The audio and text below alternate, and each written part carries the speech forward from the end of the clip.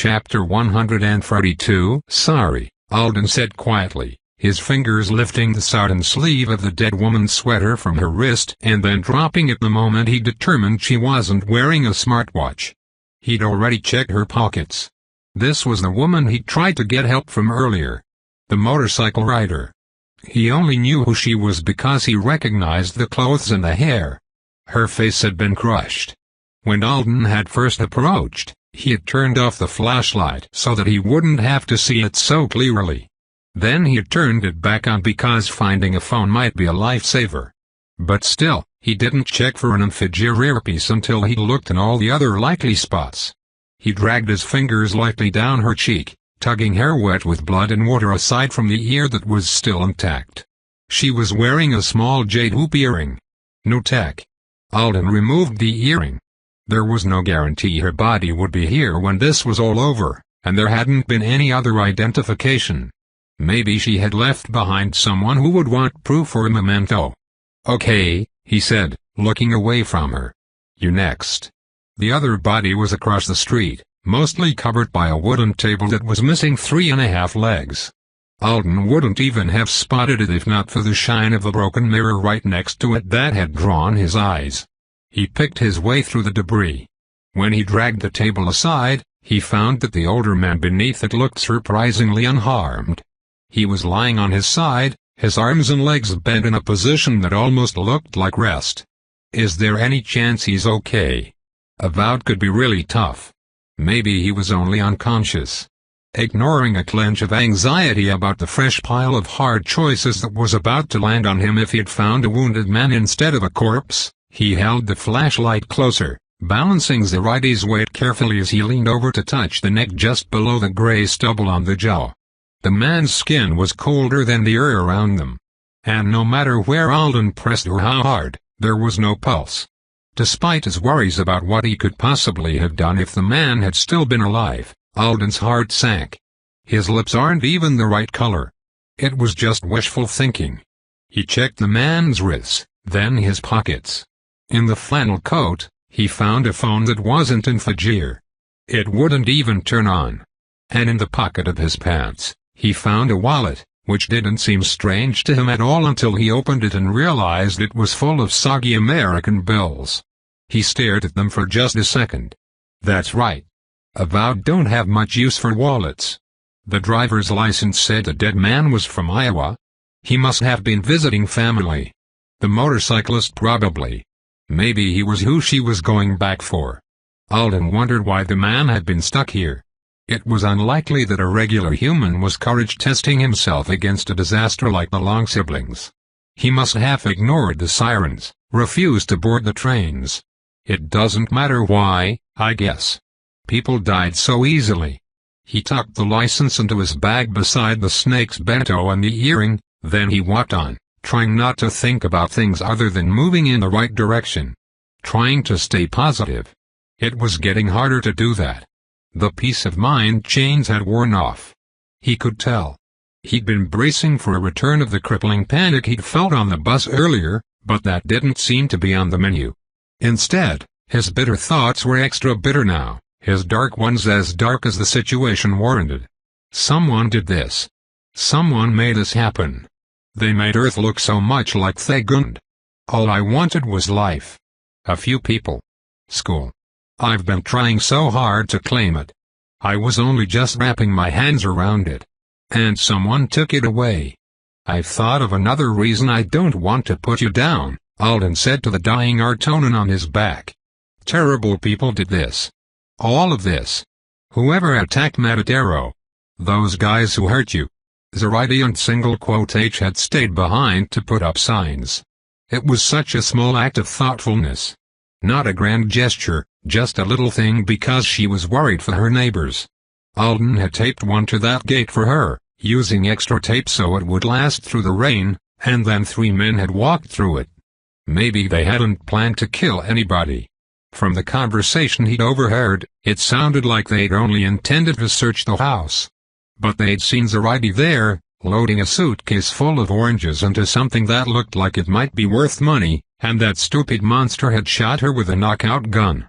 And then, it had all gone the way it had gone. Even if they'd only knocked her out, it was the same as a death sentence. Alden didn't think for a second that those three would have picked up an unconscious person they'd robbed and carried her out of the evacuation zone to safety. "People like that don't get to kill someone like you," he said. "They don't get to make me watch you die." His flashlight was getting dim already. He'd have to switch to one of the others soon. "I don't have to have a perfect world. But it's got to be a little better than that." Line of asterisks. Line of asterisks. Disaster update: oceanic anomalies resulting from spill of a magical contaminant at Matadero continue. Mitigative efforts are underway. Asterisk. Personal message from Ambassador Bashnor: my good wishes to all of out currently present on Anzidora. If you are searching for behavioral guidance during this time of difficulty, I suggest following the recommendations of your planet's contract with Trust. Though this may be frightening or inconvenient, your cooperation will simplify matters and be appreciated. I empathize with your feelings of distress. Please calm your minds and take comfort from the fact that we of the Triplanet's treasure are compact with humankind and the avowed of Earth. Finally, I have just concluded explanations to the Anisidorian High Council. Your elected leaders and I hereby issue a reminder that interfering with or attacking an avowed who is engaged in the completion of their contractual duties is a crime against the triplanetary government. Perpetrators will be investigated and justice meted out in accordance with Artonian law. Asterisk. Disaster update regarding submerged materials: rapid motion continues to occur. Direction of motion remains unpredictable at onset, but once established, the materials are unlikely deviate from their course. Asterisk. Disaster update: the probability of chaos exposure remains. Line of asterisks. Line of asterisks. Nagisa. In the packed, noisy corridor that led to the MPE building's locker rooms, a teenage girl with a small child in her arms turned at the sound of her name. "Principal Sleyca?" she exclaimed. "I wasn't expecting." Leslie Sleyca, who had managed to make it through the crowd unnoticed by most of the students, held her arms out to take the little girl. "She's sleeping. She said she had to use the bathroom, but the wait's been so long." She nodded off. Leslie kissed her daughter on top of the head and smiled as she stirred. "That will teach me to imagine her afraid and crying for her mother, won't it? Not a care in the world. Thank you for looking after her. It's fine. She's so good." The teenager gave her a tired smile. "And at this point I really need to use the toilet too." As students nearby realized that the woman wearing a t-shirt and a beanie was the usually sharply dressed head of the hero program, her name spread through the corridor. A few people whispered Gostin, despite her retirement from that moniker. "Yes," she said, lifting her voice. "I'm back. I'll make an announcement regarding what I know about the situation on the rest of the island shortly." "Did the system send you to Nilama?" a desperate voice called from the crowd, its owner apparently unwilling to wait for information.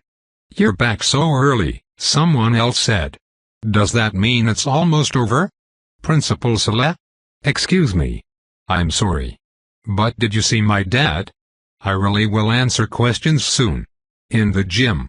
For now. No, I didn't see your father, John. I'm very sorry. If I find out anything, I'll let you know. I was in Nilima briefly and a couple of other places just as briefly. Many people are hard at work, but the flooding's definitely not over. In fact, I'm only back here because an extremely large bolt of water went through me, and the system decided I was done for a few hours." She looked thoughtful. "It was a lot like being hit by an overly fast bullet train. But I think it was actually an inflatable dinghy." At the perplexed expressions on the faces around her, she said, "It did hit me quickly, so I'm not completely sure. But if you imagine a column of water moving in unison for the purpose of propelling a submerged object about the size and shape of a rubber boat at high speed, you'll have the right idea. The system should be dropping someone more substantial than me, in the literal sense, in front of that problem." She kissed her daughter's head again. "Now, if you all don't mind, I'm going to break in line for the bathrooms." Line of asterisks. Line of asterisks. "No. No, come on. Please. For a while, Alden had been walking through a world filled with evidence that something bad was coming. He'd heard the sound of it first, like close thunder with an unfamiliar rhythm. Then, his eyes had started to catch on signs of wrongness that grew more impossible to ignore with every step. Lightweight debris, borne by Isidoro's ever-present wind, fluttered past the beam of his flashlight. The street was littered by more of the same. He saw his first broken window. Another one. More. And then, just like that, he found himself standing on the edge of utter ruin, staring at a junkyard that had once been a piece of a city. The buildings had been getting a little more vertical. Less houses. More businesses, apartment blocks, and offices. Everything he could see ahead of him from here had been obliterated. It's so much. I can't. He couldn't. Grasp it. Deal with it. Walk through it. There was no way for him to walk forward along this street as he had the other rubble-strewn ones he traversed. He wasn't sure he could even have safely managed it in broad daylight, unencumbered by passengers. It was like the rescue assignment fragment had given them on Monday. One misstep, one shifting chunk of concrete, and the water balloons popped. I think what's left of that building is leaning. There was a tightness in his throat. He tried to get a grip on himself while he changed his hold on Zoraide, adjusting her braid and bringing her around to the front again. He'd carried her on each shoulder and on his back. He had tried different things just in case it helped, but it all felt precarious at this point. "Tiny Snake, do you want some air?" he asked. He opened the bento a crack, just enough to see that his slithery passenger still looked alive, then he put it back in his bag. He knew he was stalling. Just trying to delay the decision a little longer. His plan had been to head in a straightish direction from here. Whenever that failed, he was diagonaling to his right as much as possible, toward the curve of coast that formed the bottom of the apex crescent. Despite what had happened to the span, it made sense to him that the contaminant coming from the west and slightly northward wouldn't be as bad along the south coast. And there had been lights in this direction when he set out. But the way the debris in front of him was arranged, it looked like whatever had hit from the east. Can't go forward. Can't go back. I know there's water coming from both the left and the right now. Without any hope at all, he pulled out the scratcher card Liam had given him. He'd been checking it every 15 minutes or so, just in case. He's probably gone. I'm probably the only living human left in this forsaken place. Alden pointed the flashlight at it. Nothing. He stared at it for too long before putting it away. So now we just pick. Like on Thegund. Point your face in a direction and move that way. It's not that hard. The only two valid options are left or right. Just go. Left. If he went far enough left, he'd find the end of this wreckage, wouldn't he? And then he could get around it and get back on track. I thought I was paranoid and grim. But no. I was way too fucking optimistic when I left Apogee, he said, backtracking down the block to the next cross street. Going to make a straight shot for safety. This is more like being a mouse in a maze. Lexi had just been talking about sleep-deprived maze mice. Same situation, but this time the scientists are a bunch of sadists with garden hoses. Every time he turned, he was all too aware that no matter how fast his legs moved, his forward advancement was a crawl. He walked 3 blocks, checked the disaster zone, walked 3 more. Oh my God, it goes so far. He kept going and going. Until his flashlight caught something strange up ahead. Some kind of blockage? His back twinged dully through the painkillers. Fine, we'll just backtrack even more to get around it. He took a few more steps toward it, trying to figure out what it was exactly so he'd have an idea of how far he'd have to travel to go around it before he could join back up with the street. Try to go around one disaster zone, find another one to go around in the process. At least the last time I was carrying a person on my back through hell, it didn't involve constant gutches from the environment. Maybe later he'd be darkly amused that he'd found a way and Isidoro was worse than Thegund. Way too many destroyed buildings for a proper death run. Too much decision-making and no sense of progress. What the heck is that? Dirt. A wall? A wet wall? He stopped. It was water. Dirty water. Silent. Unmoving. Filling the entire street. Towering over his head. What's it doing? He turned the light off, trying to see the water in a different way. The sky was just a little lighter, thanks to the storm clouds pulling back in places. Alden squinted and craned his neck. He could see the scope of the problem, but at first, it didn't quite register. He was near the perimeter of a massive water blob, the very thing he'd imagined earlier. What if the water all gathered around something that wasn't small, like the high heel on the bridge, but humongous, like a building, he breathed. Or something just as big. He walked backwards, gaping up. Based on the shape of the dark mass blotting out part of the sky, he thought the center of the blob was still up ahead and everything on this edge near him was just incidentally drowned. Still in maze mouse mode, it took him whole seconds to realize this was not something he needed to worry about getting around. It was something he had to get away from. Now. Shit. His feet launched him into a run. Suddenly, he couldn't feel all the things that hurt. He wasn't worried about the fact that he was backtracking south as fast as he could. It wasn't nearly fast enough. Hurry. Faster. Faster. Why the fuck are you so slow? The water could start to move any second. Or it could just pop. How much water does it even take to make a mound like that? To cover multiple buildings? When the magic that called it here finally gives out, it was going to crush everything. It was going to swallow whole blocks. Line of asterisks. Line of asterisks. A memory played in Hoyu Zhangdamir's mind, summoned up by the events of the night. The first time you called me Baba I gained 5 kilograms. All of it on my stomach. And it never went away. You overpowered my formation in an instant. Children are very dangerous. Mom said it didn't happen all at once like that. You mean you trust her more than me? Hoyu sighed and dropped his comic book onto his lap since it wasn't doing a good job of distracting him. The escape shuttle was nearly full, but the conversations that were taking place were muted. Too many kids were present for the adults to talk loudly about their own fears. He leaned around the edge of his seat to watch one of the Artonans who would be traveling with them escort the final passengers up the back ramp. The Artonan was wearing a heavy coat and pink earmuffs.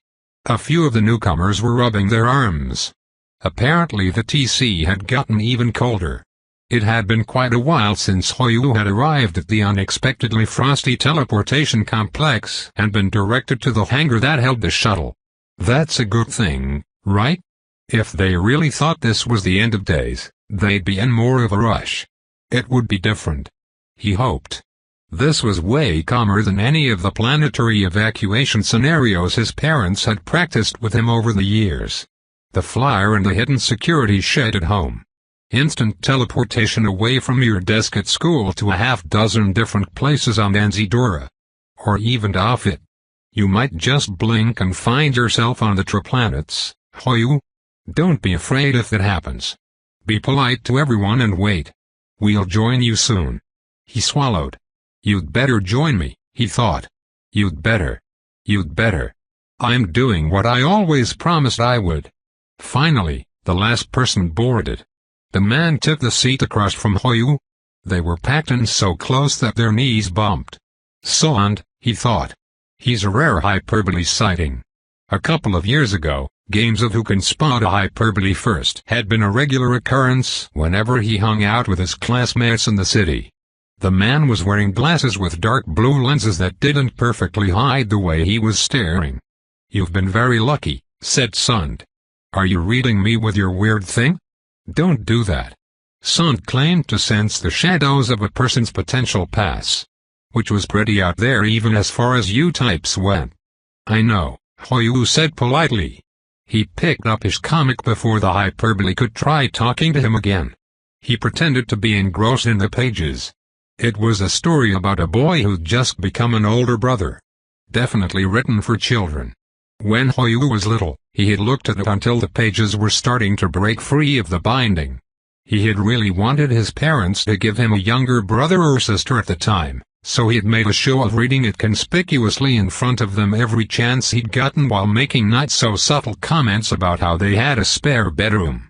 which had eventually prompted one of his father's jokes about babies being too hazardous for his physique. Hoyu had left the book here years ago in the small cubby that was set aside for children's comfort toys. His name was written in the front cover, and Anartonin had given it to him as soon as he boarded. I wonder if my parents didn't want another kid because they were afraid of days like this one, he thought, staring at the little house where the happy family in the story lived. A few minutes later, the escape shuttle lifted off. He wouldn't have known they were rising into the earth at all if an adjuster sitting across the aisle hadn't cast a view-through spell on the patch of floor between them. And Zedora fell away. Apex looks wrong. Lights are missing. In the dark, it looked like the whole western tip of the crescent had been chopped off. Is the power just out everywhere, or is it really gone? He couldn't even see spell flash or helicopters in that area. It must have been a waste of manpower to protect the fringes when everyone needed to be going inland anyway. I hope everyone got out in time. Line of asterisks. Line of asterisks. Alden ran for so long that he thought, maybe this was far enough. Maybe he was wasting his limited energy. Maybe it would be okay to turn aside here, go upstairs there. Stop and breathe. It was like the cold night air didn't have enough oxygen in it.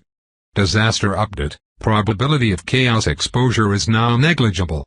Chaos exposure updates will cease. Your timing, Alden thought, is the absolute worst. A short while ago, that news would have lifted his spirits and given him hope. Now he couldn't even enjoy it. What about all the things I'm actually dealing with? Disaster update. Tsunami-like incidents are increasingly likely in the following locations. The list wasn't horribly long. It ended with Punta de la Luna and Sinjao Beach. 2 places that the system had ordered everyone to leave hours ago. Alden guessed it was nice that the system was still naming the dead zones at all. Even though it wasn't personalized, the update made him decide against stopping. But I'm going the wrong way. I'm getting farther and farther from help. I don't know what to do. He couldn't imagine how far the water would spread if it burst. When it did, what would the force of the wave be like? How many other things would turn into water magnets? Or missiles? 3 more blocks. Just 3 more.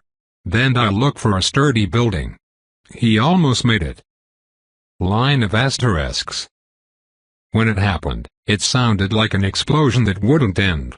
Alden turned, thinking, I have to get off the street and up higher. Any place will do now. He gripped Zoraide to his chest with arms that ached. He had half a thought about blowing open a door, and the Oriot slid along his wrist in preparation. The night roared. Waist-deep water struck him like a battering ram. He went down. The physical violence of it was a shock. He was underwater. Things were slamming into him. He kicked his legs, but it was only the flailing of a frightened animal. He didn't know where up was. He couldn't possibly have kept his feet under him even if he'd managed to find the ground with them. His eyes were closed. He was holding on to Zoraide. He had told himself he would hold her, so he did. He could feel the water and all the things in the water beating against her. And against himself. He held her in that way, too. They hit something. They hit something else. Whatever it was, it didn't give way. Alden was being pressed to it by the water. He needed to breathe. He'd already been almost out of air from the run. He desperately needed to gasp. When he finally did, he wasn't sure if it was luck that the water was below his neck, or if his body had fired an inhale signal because it somehow knew an opportunity had come. As he pulled in another lungful and opened his eyes, he realized he was inside a building. Against a wall. He saw a dark, unidentifiable shape heading toward him fast, tumbled by the water as he had been. Hiding his face behind Zoraide's chest was reflex. The big thing hit them and then stayed, the lower half partially resting on top of Alden's legs, the upper pressing against the wall right over his head. At least it offered some protection from everything else in the water. Alden clung to his burden, behind his mystery object, in the dark. He tried to figure out what was happening. Tried to go back to thinking instead of enduring. There's a wall at my back. I'm sitting against it. It's standing. It's not falling down. One solid thought led to another. I lost my flashlight, but I could still see something coming at me. My eyes are all right. And there was just enough light for me to make out the shape. I'm not far off the street. I've been shoved into a shop or something. He was breathing so hard. His body was shaking. I'm hurt. He was sure he was hurt. It was so brutal. So cold. He'd felt his face hit asphalt. One of his cheeks stung. Lots of places stung. His left hand hurt the worst. He was holding one of Zoraiti's shoulders with it at the moment. He couldn't see it well enough to know what exactly was wrong with it, but it felt like something was stabbing him. Hesitantly, he moved the fingers of his right hand over the back of it, expecting to encounter a giant shard of glass or piece of wood. Instead, he felt the warm slickness of his own blood, flowing freely. Something stabbed me and then got pulled out. Or I banged it against something sharp. In the dark, in the wake of what had just happened, what was still happening, even his own body was hard to figure out. Which was what prompted his next thought, my fingers. Do I still have all my fingers? How will I cast spells if I've lost one? Alden wiggled each of them individually even though it hurt like hell on the left hand, counting one by one. That's 10. 10 fingers. Everything's okay. The thought and the relief tinging it was so wrong that after it had passed through his mind he had to briefly ask himself if he had a serious head injury. He decided that he didn't. He was just a dumbass. People sitting up to their armpits in a flood laced with magical contaminants aren't okay, Alden. You're very close to dying in about a dozen different ways right now. You need to get out of the water. Chapter 143. Alden's own labored breathing was loud in his ears, and the sound of splashing echoed around him as he tried to fight his way out from under the thing that both pinned him and protected him from the other flotsam in the room. Judging by the feel of it, it was some kind of chair. There was definitely a cushioned seat shape. But it weighed too much and felt far too large to be a normal recliner. The back of it was made of a smooth, hard material, and it extended farther behind the chair than his hands could reach. A domed attachment on top was propping the chair against the wall right over his head. His best guess in the dark was that it was either medical equipment or an entertainment device. Something you sat in and then things happened to you. Or something that deprived your calves and feet of blood as you struggled to get it off of you. His lower legs were numb now. If he hadn't been able to feel them just a minute ago he'd have been freaking out even worse than he was. The angle was bad. The weight was bad. The cold was bad. I have to get out of here. We have to get out of here. As his wet fingers slipped off the sides of the chair again, he swore in his head. His arms felt like stupid meat clubs attached to his body at the shoulders. Gasping, he let his head fall back against the wall. Take a few breaths. Stop flailing at it. It can't be impossibly heavy. It would have hurt more when it landed on me instead of just making my feet numb, right? Just a few breaths. Then he'd try shifting it in a slightly different direction or with another method. He couldn't let himself stay trapped here for long. Never mind the fact that the water could start flowing faster or deepening at any second, called by the magical remnants of an artifact that should absolutely not have been in the same galaxy as Earth as far as Alden was concerned. The temperature alone was a problem. He wasn't someone who paid attention to the daily weather report well enough to know exactly how cold the ocean around Encedora was today, but it definitely wasn't warm enough for him to be casual about sitting around in it. Are my arms being dumb because I'm exhausted or because I'm so cold?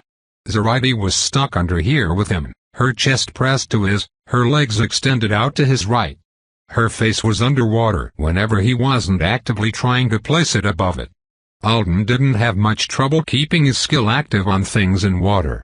Even in happier settings, it was easy to think of liquid as a threat to certain objects and as an inconvenience to himself rather than a helper. He had practiced a few times by going for a swim while he shielded his laptop, and once with an open container full of Natalie's vegan nachos. Under those conditions, he had definitely felt concerned to be carrying things through aquatic environments. This was much more serious. If he stopped protecting Zoraiti, she'd wake up confused and trapped. In the dark and in pain, with freezing water pouring into her nose and mouth. Alden was so grateful he'd held onto her when the wave hit them. He didn't understand how he'd done it, if it was luck or if it was a result of his body and mind trying to follow through with his last intentions.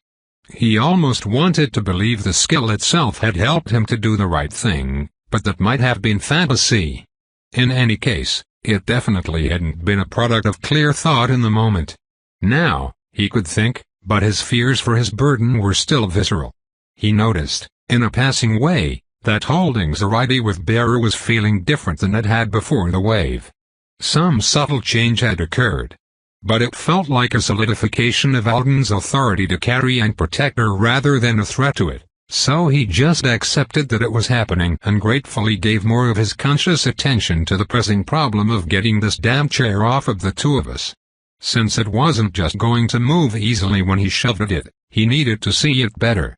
The first of the 3 flashlights he'd stolen had been discarded when its batteries ran dry, but he'd still had 2 on him when the wave hit.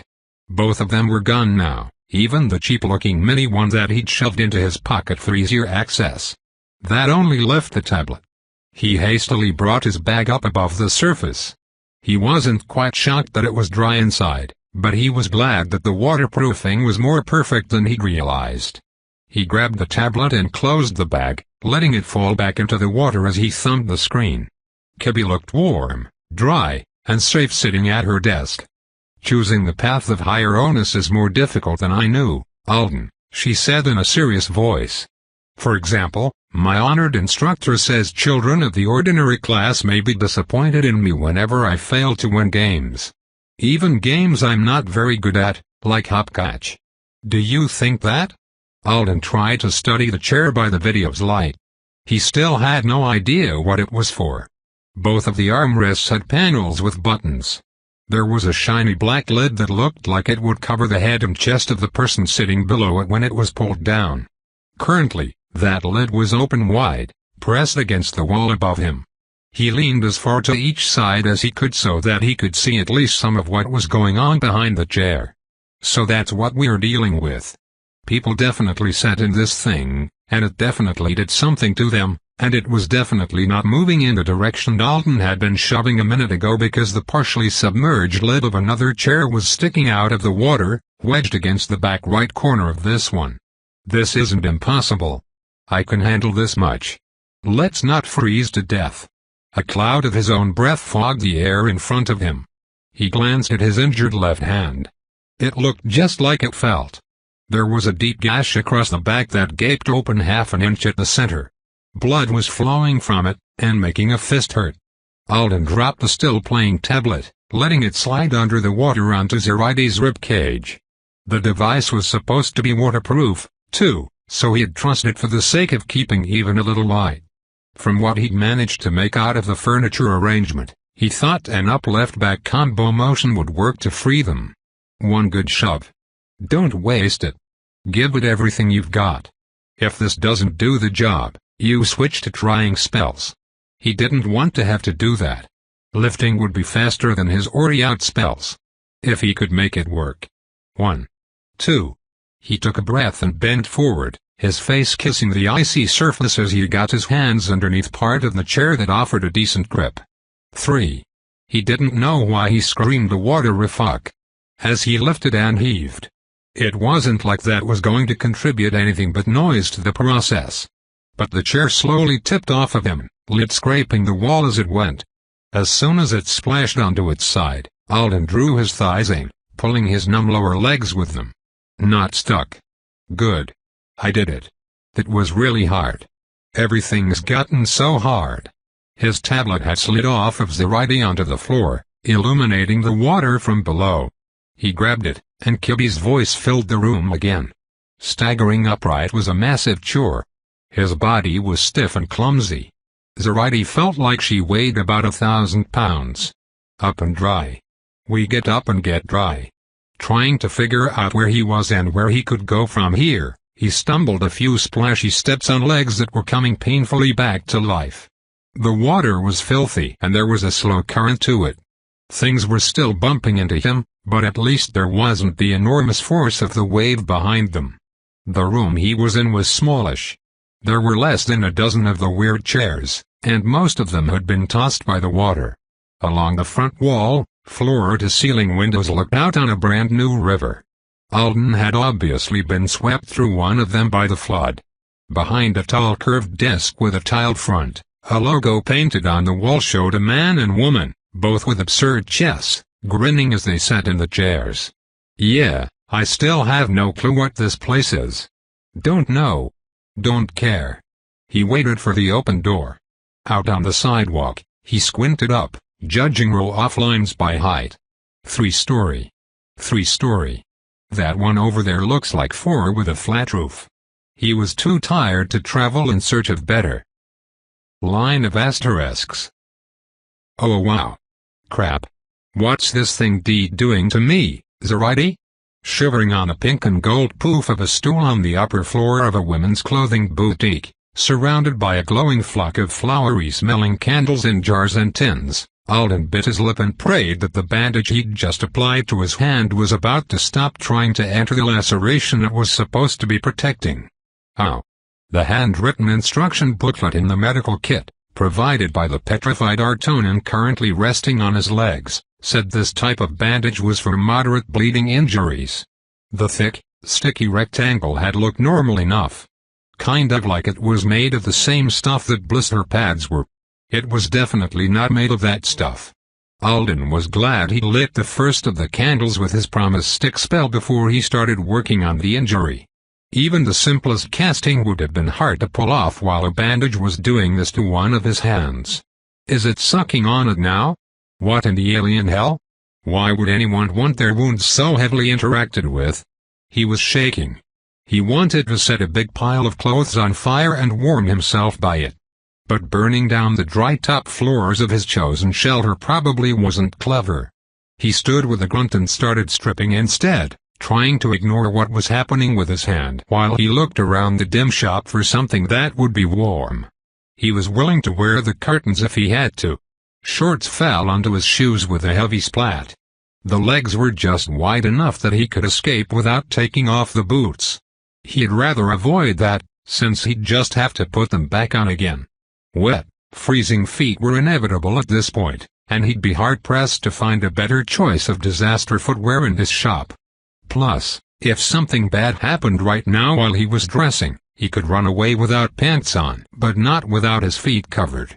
He doubted he could take 3 barefooted steps outside at the moment without stomping on something that would put him out of commission. What is this? My 5th wardrobe change since I woke up. The clubs attached to his shoulders couldn't figure out how to get the wet sweatshirt off without dropping Zarighty. He stopped halfway through, right arm inside the shirt, left still in its sleeve, so tired he wanted to lie down. He stood there, rivulets of cold water running down his legs, staring at one of the candles on the floor in front of him. A drop hit it dead on the wick, and it went out. I think the stimulant's worn off. He hoped it had. If this was how finished he felt with it still in effect, then the promised fatigue when it did wear off would knock him unconscious.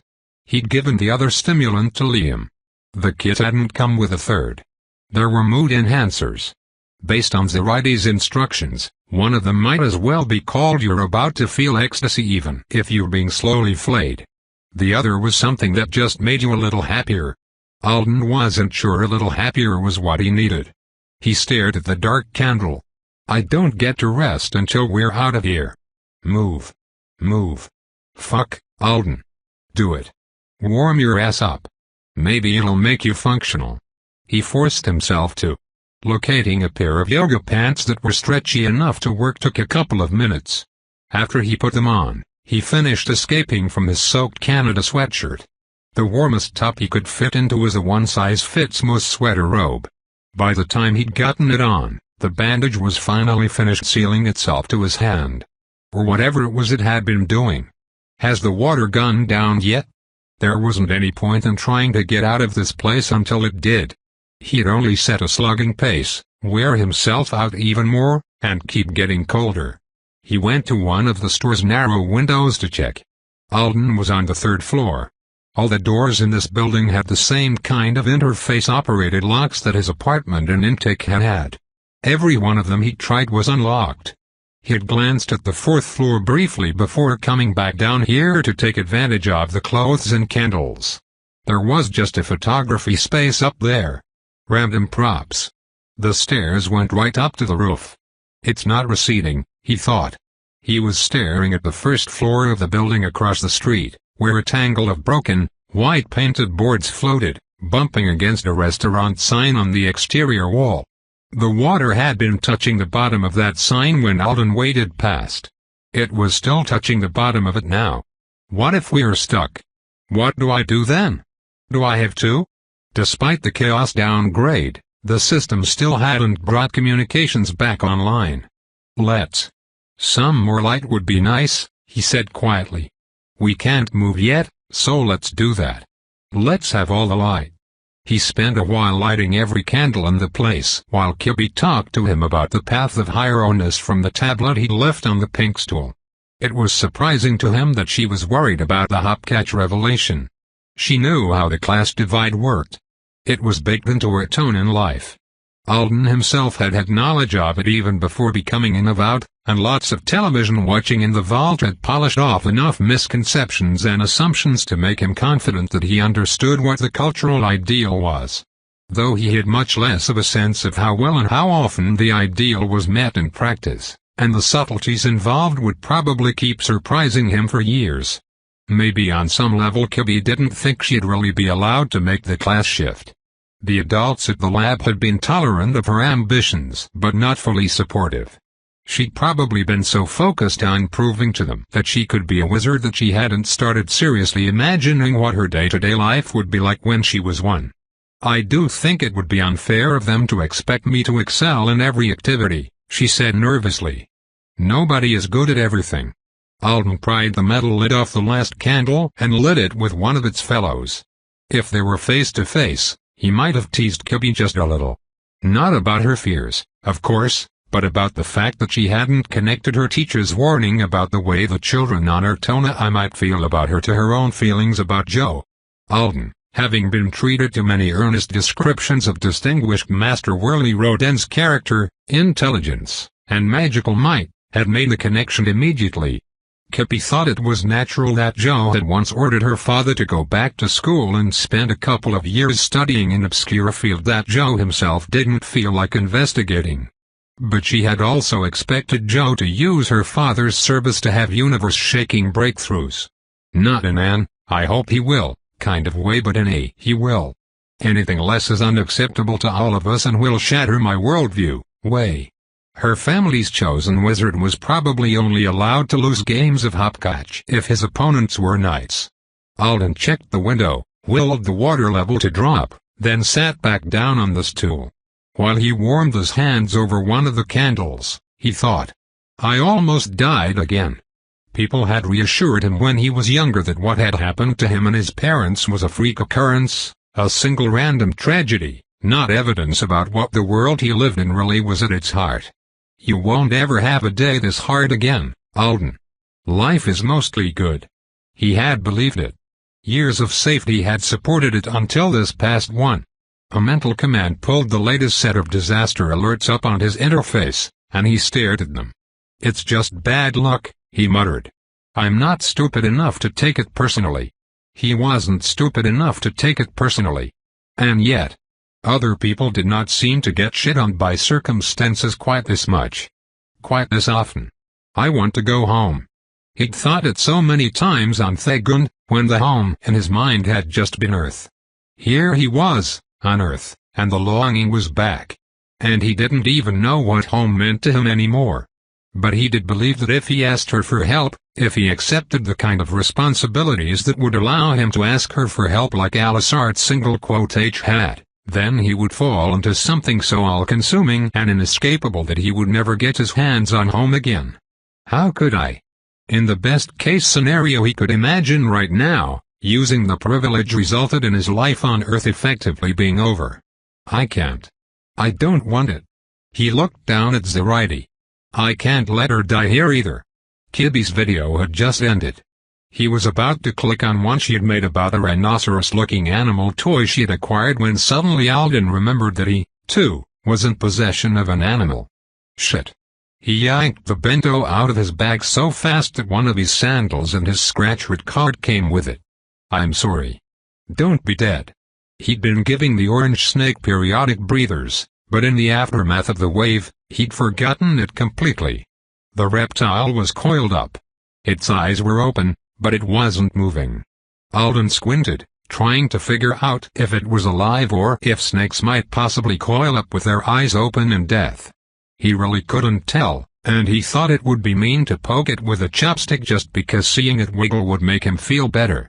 He held the bento lid near his candle to catch some warmth for it and reached for the card Liam had given him, expecting nothing. His heart leaped at the sight of a message, scratched out in rough capital letters. Only for the contents of that message to make his mood sink again just as quickly. I found them. Tina stuck in meat cooler.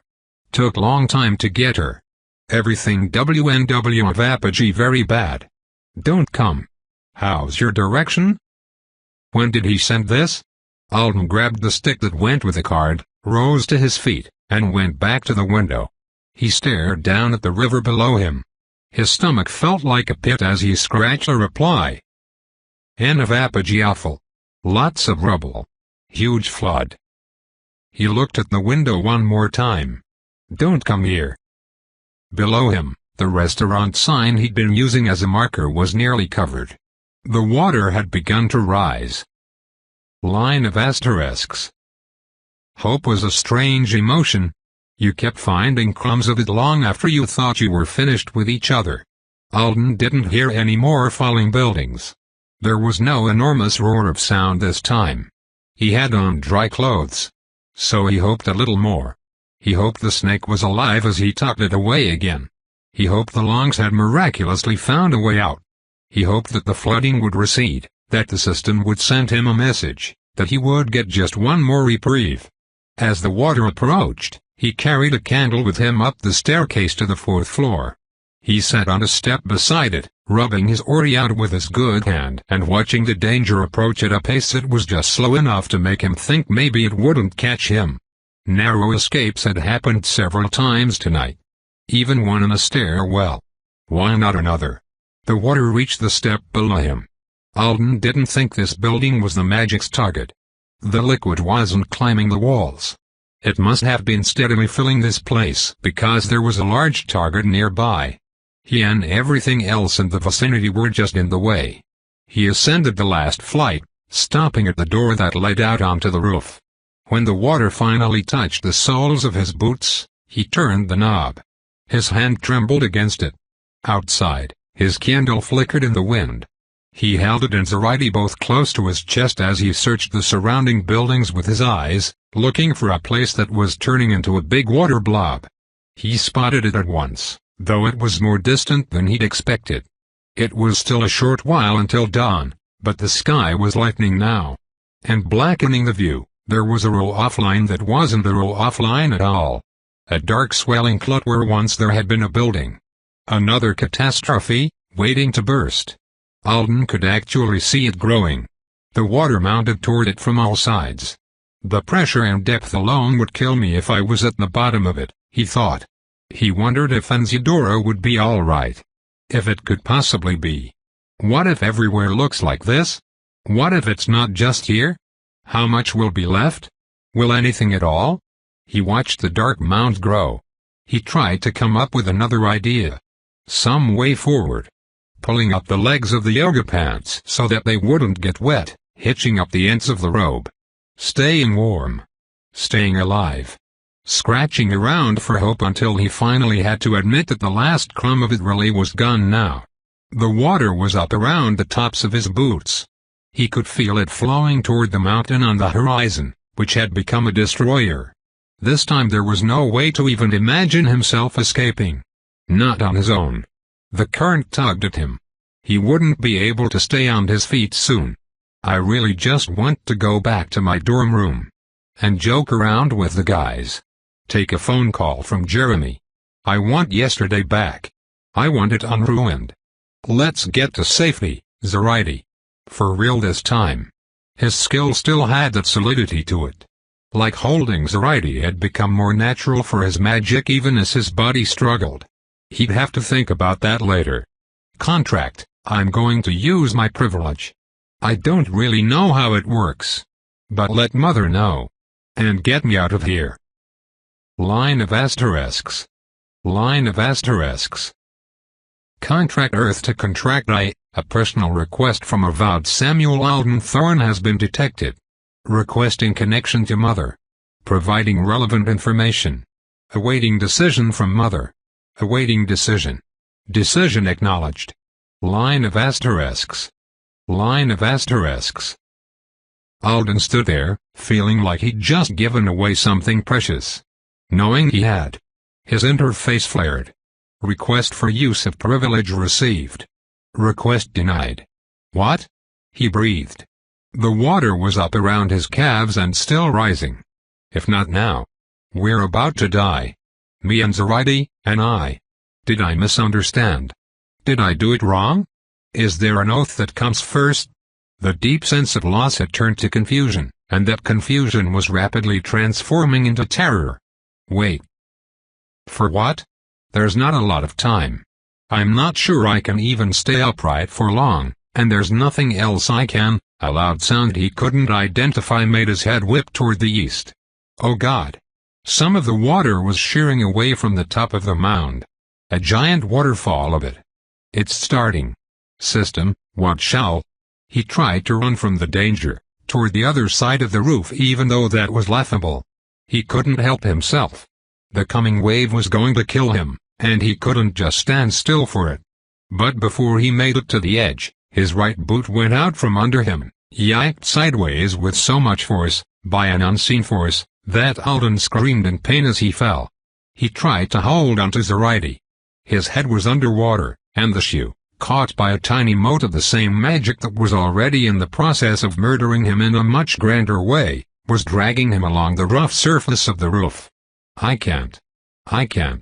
He let go of Zoraide with one arm, just one, trying to use the other to grab onto something to halt their momentum. But there was nothing to grab. He scrabbled at water. At trash. He reached out for help, and there was none. Pain shot up his body as his leg and then his shoulder slammed into something. His grip on Zoraide loosened. No. Don't let her go. Please. I don't want to let her go here at the end. His mind was suddenly full of memories, crowding each other, jumbling together with the fear. Then with her patient explanations as she died, answering him in small words, telling him how to be safe. Hannah wearing a fake smile and holding up a sign that said "Don't be afraid." Arjun weeping beside Body Drainer's corpse. Kibby, a dozen memories of her. And Zoraide. Just an assistant giving him many teas. Sharing her favorite fruit. Killing for him. He barely knew her. She reminded him of so many things. He'd carried her for so long. He couldn't leave her. But the universe had other plans. Alden got a single gasp of air, and then he was under again. They were moving so fast he knew they couldn't still be on the roof. They had to have gone over the edge. There was no they. Alden suddenly realized his arms were empty. No. When had he dropped her? Was it when his grip loosened? How had he not realized? He'd thought they were still together, but she wasn't in his arms. He thrashed toward her. He knew where she was. He knew. It wasn't far. The boot finally yanked itself off his foot, and he swam. He couldn't see. There was no down or up. There was only him, wide open. And her, his entruster, his burden. Both. With a gravity like the sun. But Alden was out of air. He was out strength. And the two of them were out of time. His arms stirred the water weakly. His feet kicked. His throat felt like it was clamping shut. Zoraide is going to die. Because he was going to. Don't let go. Don't. Line of asterisks. Line of asterisks. A massive command touched reality. Alden felt that it was happening, though he didn't have the ability to understand where the command came from or what it was doing. He just knew that his body and everything around him slowed down. He became aware of his hair, drifting so slowly it was nearly frozen around his face. He tried to open his eyes, and the lids began a lift that felt like it might take multiple minutes to complete. The current was no longer rushing him toward the mountain of water but creeping along at a rate that was almost undetectable. It reminded him of being caught in Hannah's bubble spell, though his emotions weren't at all dulled, and everything in the vicinity was a part of it. Instead of just one small boy, his thoughts were the only thing moving at what felt like a normal speed. What's going on? Who's doing this? Who could be this strong? And would he die like this, aware and with time to contemplate the process? Then, something plunged through the water, past his nose. A hand, moving swiftly within a world that barely moved at all. Before Alden even felt surprised, it grabbed him by the shoulder of the sweater robe. And it lifted him up into the early morning air. Chapter 144. It was so bright. The first breath was lightning in Alden's chest, and his eyes were blinded by a burning white star the size of a house that hung in the air far above him. Before the second breath, before he even knew the nature of his salvation, there was something crucial. That gravity. "Zoraide," he said. His rescuer dropped him onto his back on top of a hard surface, and instantly, Alden tried to reach for her, to protect her. He rolled, arms stretched out, striving. A hand on his chest forced him down again. "Were you enjoying the swim so much that you want me to put you back?" a voice asked in her tone. "Stay." Alden couldn't quite register the instruction or the one who'd spoken it. "She's there. Right there.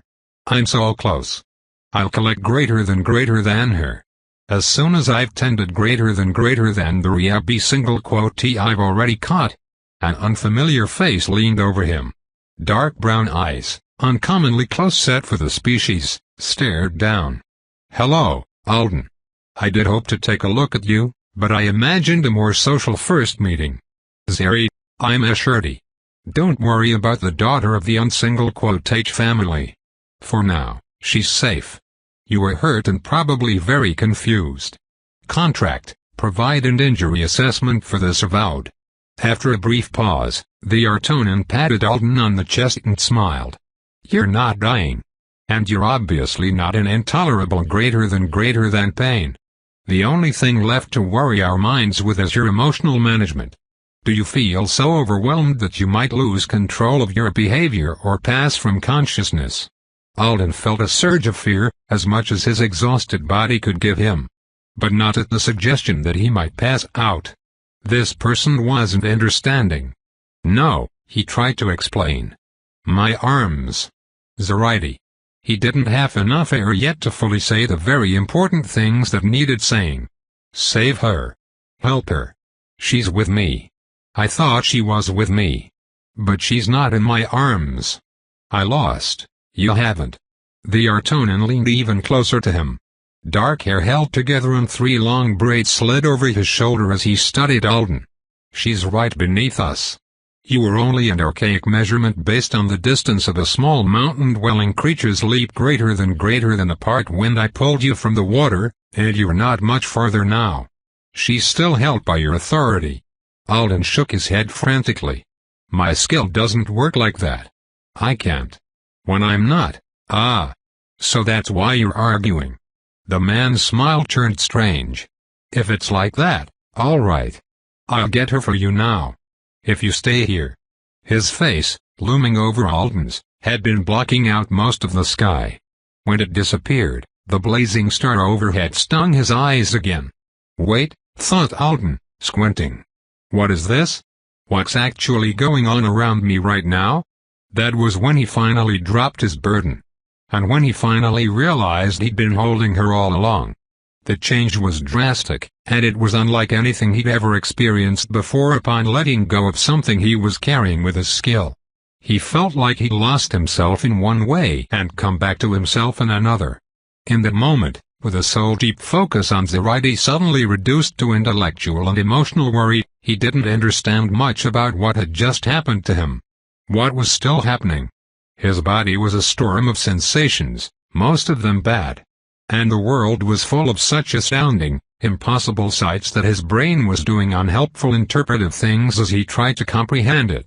Like alternating between telling him that nothing was moving at all and telling him the water covering the world was moving pretty fast.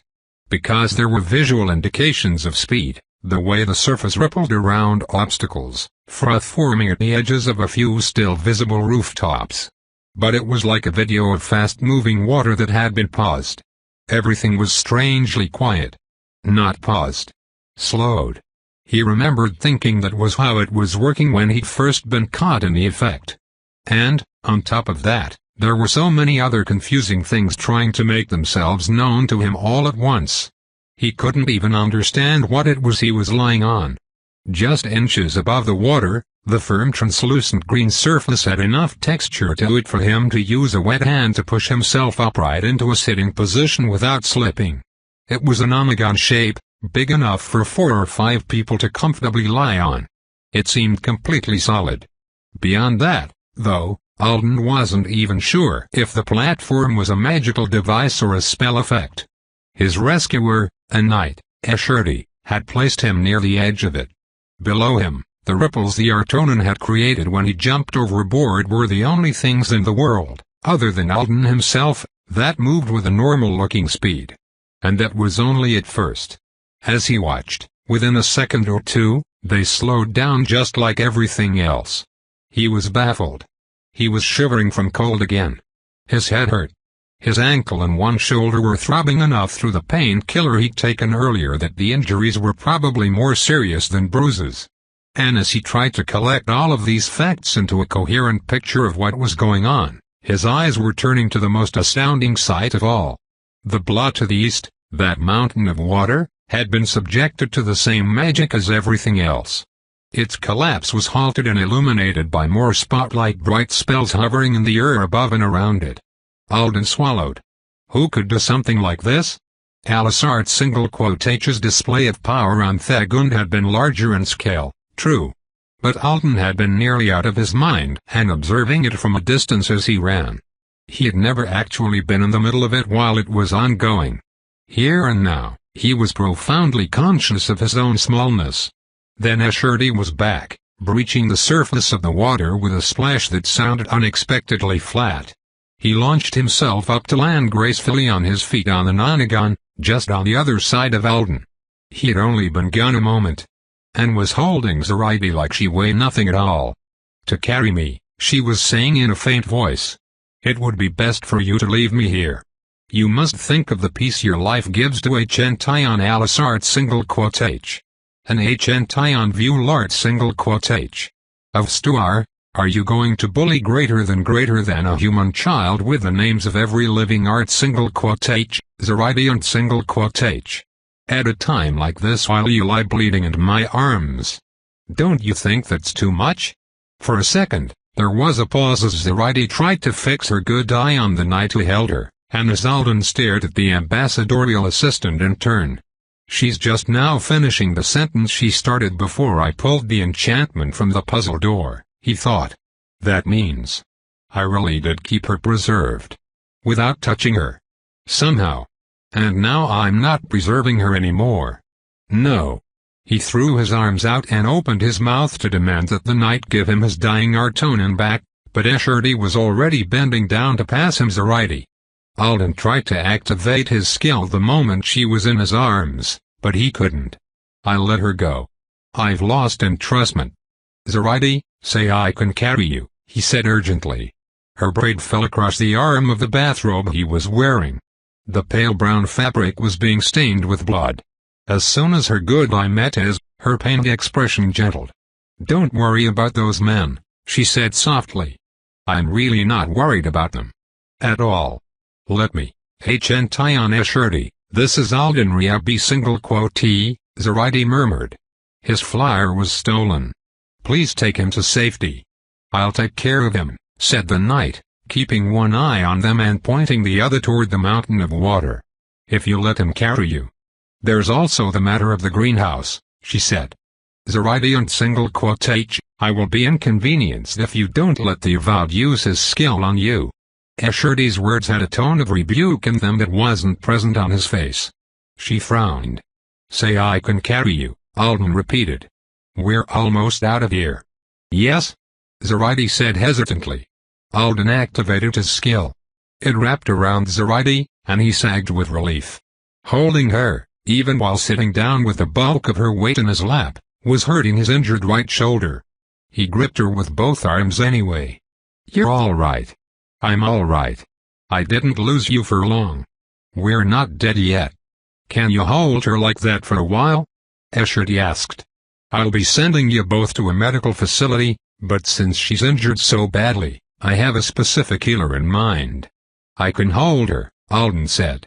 His skill lacked that extra something he'd felt earlier, the sense of stability he'd barely given any attention in the midst of everything else that was going on. But he wasn't in immediate danger of losing her. I'm not sure I could walk with her, though. I could try if I had to. I rarely ask the avowed I'm responsible for to walk on broken bones. Escherty was rearranging a stack of rings on one of his middle fingers. Unless they are members of a species that enjoys that kind of thing. He extended an arm and the ringed finger. In response, the green platform glided forward smoothly and silently. I'm sorry I can't give you as much of my time as I would like. Later, I'm sure I'll have a moment. For now, I'll be carrying you to the edge of the pacification, greater than, and one of your own people will take you both to safety from there. Pacification, thought Alden, staring around them. Is that what this is? He was still breathing hard. He was cold again. And he was just becoming aware that the stretchy pants he had on beneath the robe were way too interested in stretching now that they were saturated, and they were not nearly interested enough in doing their job as a pair of pants. It was a wonder he'd kept them at all. At least his messenger bag had stayed with him. I almost drowned. Just now. I was drowning. He'd asked to use his privilege. He'd been rejected. And now a knight of the mother planet was ferrying him to safety through this flooded nightmare, like his own personal gondolier. The light spell didn't follow them, but it was illuminating such a large area that everything was still strikingly clear in its harsh blue-white glow. They traveled along what had been the middle of a street, away from the epicenter of the flood. More and more rooftops gradually appeared as the water became shallower. Are you doing this? Alden asked, his voice quiet. He looked back toward the slow-motion cascade, set against the backdrop of a sky that was still growing paler. No. This is Lindauta. Do you like it? It was crystal clear that he expected Alden to like it. I do. She saved me. And you did. Thank you. You're welcome. The timing was fortunate. There were a few different places that would have benefited from our help. We actually chose this one because we were looking for that one. He nodded down at Zoraide. Several hours ago, she called out. And sent a cryptic greater than message out along with it. What happened to her? They felt her? Does he mean that same authority cry I felt? All the way at Matadero. His arms locked a little tighter around Zoraide, and it sent a lance of pain through his shoulder that made him grimace. I'm sorry I can't cast a pain relief spell for you, said Escherty.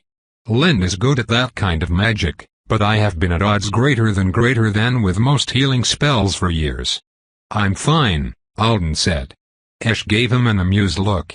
You have an interesting phraseology. Greater than, did I say I'm fine wrong? No. You said it well. Here.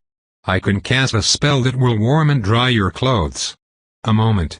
He briefly turned what looked like his full attention to Alden and chanted a series of long lines. Alden felt his robe and his pants heating up. When he'd finished the spell, Escherty continued speaking without waiting for Alden's thanks. Zoraide and single quotations injuries? She was protecting me, Alden said firmly. And herself. 3 men attacked her. They were trying to steal the flower. They tried to kill her and me. She stopped them. Stopped them? One of them could be alive. Maybe. Probably not. I left him in the ambassador's greenhouse. I didn't make sure he was really dead. He might have been pretending. The ambassador's house isn't there anymore, Escherty told him. The men were avowed? Yes. Will she be in trouble? She shouldn't be. Did she use magic to stop them? Escherty asked. Alden frowned down at her. Is she a wizard? It took the knight a few seconds to answer. It's bad manners to say yes, so I will say no. What does that mean? I didn't see her use any spells, Alden said.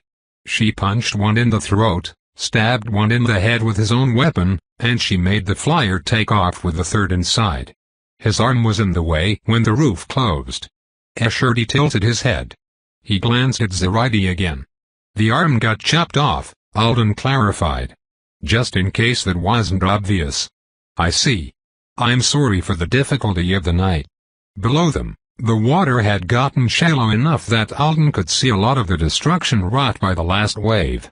The bodies of the motorcyclist and the man from Iowa were probably underwater now. Somewhere. What if everywhere looks like this? He wondered again. It seemed impossible that the rest of the island could be untouched if this place was so utterly devastated. How many people are gone? Should someone like you and Lynn daughter be here just for the two of us? He asked. What about everything else? You did enjoy your swim, didn't you? Alden shook his head. Someone had to deal with the ocean in this area anyway. It encroaches greater than too far too quickly. Lind and I can work on encumbered greater than without so many hopeful helpers greater than running around. Alden had recovered enough to have more questions, but one eclipsed the rest. And who would know better than this person? Is the Earth contract going to fail? It didn't matter if the system said the risk of chaos exposure was negligible. Too much had gone too wrong. He still wasn't allowed to text anyone. And now that he wasn't under imminent threat from the water, that fear could come to the forefront again. It wasn't quite as strong as it had been, but it still had the power to make his stomach twist. Not at the moment. Escherty's face darkened. This planet has revealed some fragilities greater than that worry me greatly, though. Something about the way he said it stole the hard-won air from Alden's lungs. Before long, they were approaching the edge of Linda's magic. All around them, the world began to accelerate. Where the water hadn't flowed away, it was just pools and puddles exhibiting normal puddling behavior. Does she slow time, or is it something else? Alden asked quietly. This is the slowing of motion, not time, Escherty replied. I'm sorry you've seen it under these circumstances, but I'm happy that you can witness her power at this scale. She approaches the limit of her abilities with this particular work. It's mesmerizing, don't you think? He looked around. Where did that human flyer go?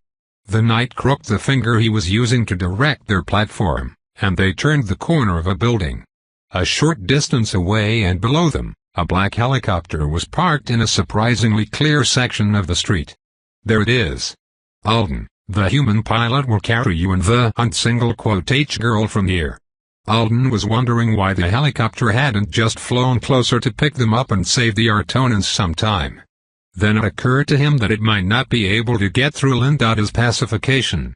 So far, only Escherty and the things he'd interacted with seemed to be able to move normally. Before he could even begin to figure that out, something else distracted him. Did you call Zoraide girl? He said, a little surprise leaking through. How old is she? I don't know her exact age. Before meeting her here, I was only vaguely aware of her. She is the relative of a friend. She was given her place here very young, but she's really not a girl. I misspoke. She should be twice your age. A few years more? Escherty was obviously doing something back in the pacification area, since he had his head turned slightly and one eye pointed that way. But the eye still pointed at Alden shone with interest. Why? How old did you think she was? I didn't seriously think about it. I sensed something humorous hiding behind your lips. You must tell me. I just thought she was older. But how old? Escherty insisted. Alden hadn't had a specific age in mind.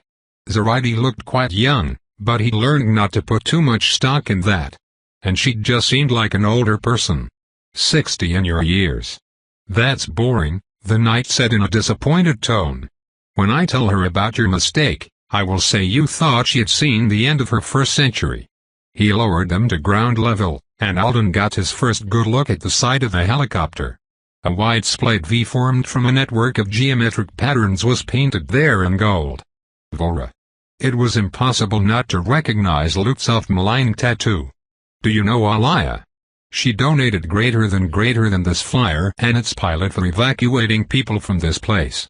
According to the contract, there should be a few more after you. Have met her, Alden said. Is she tender of feelings greater than? Escherty asked. I did not think so when we first met, but after I explained the nature of the crisis, she seemed even more deeply affected than the other humans. Line of asterisks. Well, thought Alden around 15 minutes later, I did say I'd go to Matadero today. He sat on a rolling gurney, Zoraidi in his lap. It turned out that the least busy medical facility, and also the one that was best equipped for helping a seriously injured Artonan, was right here. Inside the cube. And now they had a grand total of 1 human and 1 preserved ambassadorial assistant as patients. 2 about, a healer and a brute surgeon, were trying to get a word in edgewise while a very short and overbearing Artonan hopped right up onto the gurney beside Alden and started injecting him with one hand and spelling him with the other. The extent of the wizard's willingness to converse with everyone else was something like, chant, chant, chant. My patients. Escherty gave me these. I will tell you if I need assistance. Chant, chant, chant. Stab. Stab. Behind them, the automatic doors were shutting off access to the helipad, and the pilot was already taking off again to pick up more people. She'd been very upset about what she had seen of Apex and the pre-dawn light. I can't believe they abandoned part of the island, she'd said more than once on the way here. This doesn't look like home. They'd flown straight here, so Alden hadn't seen anything but the ruin he'd already been in. I can't believe I survived it. I can't believe the Longs did. He had given Escherty the scratch-rid card before he left, and the man had taken it. Graciously, Alden now realized.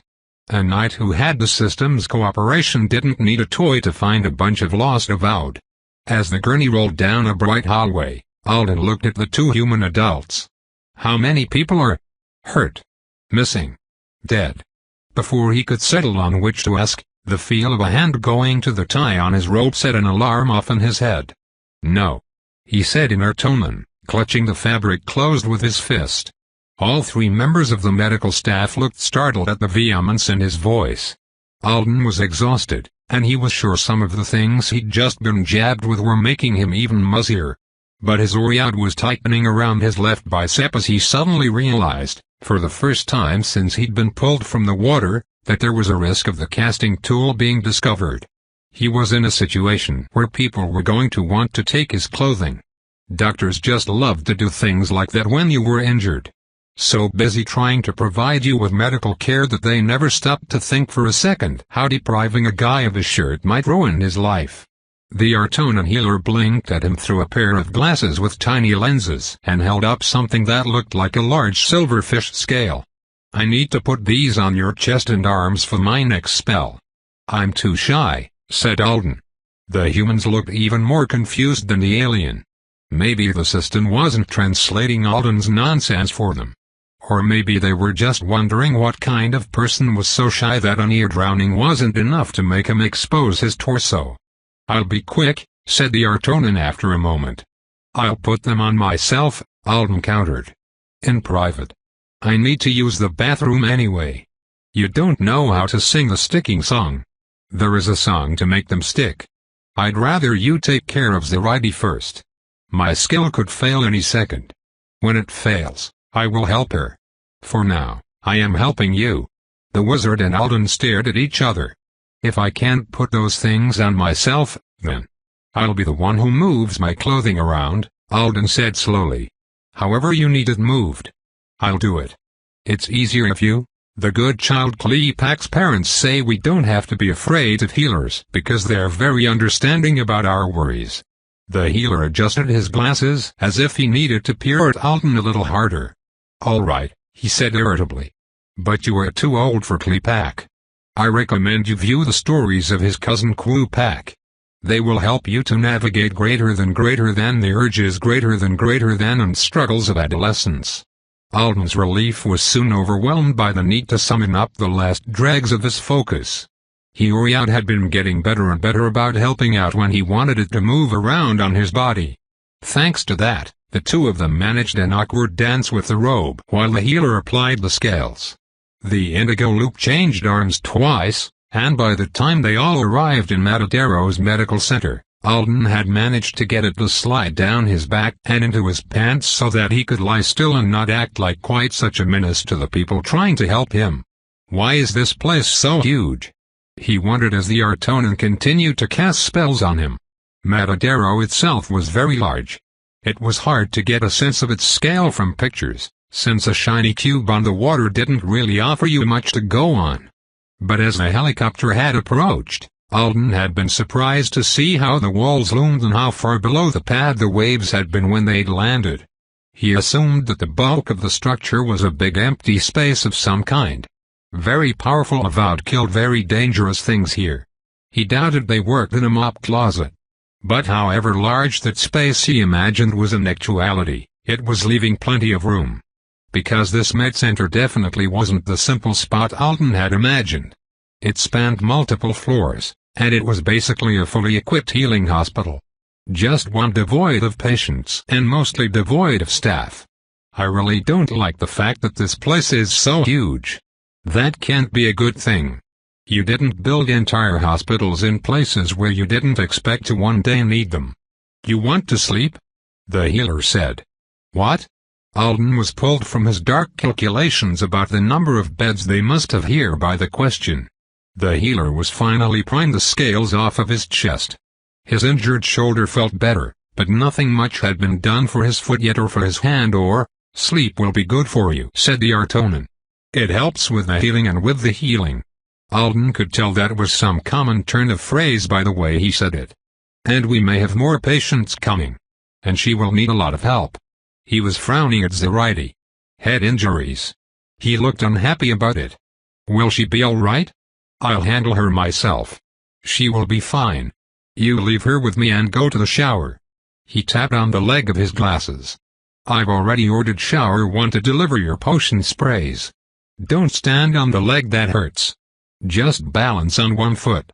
I'll tell one of the humans to put a squish boot greater than on you when you are clean." Alden couldn't imagine a human doctor telling him to just hop off on one leg to the shower. But then again, it wasn't like he would have trouble doing it. And he was so tired. "I want to sleep," he agreed. "I want to sleep and not be afraid, for just a little while." Tobe continued.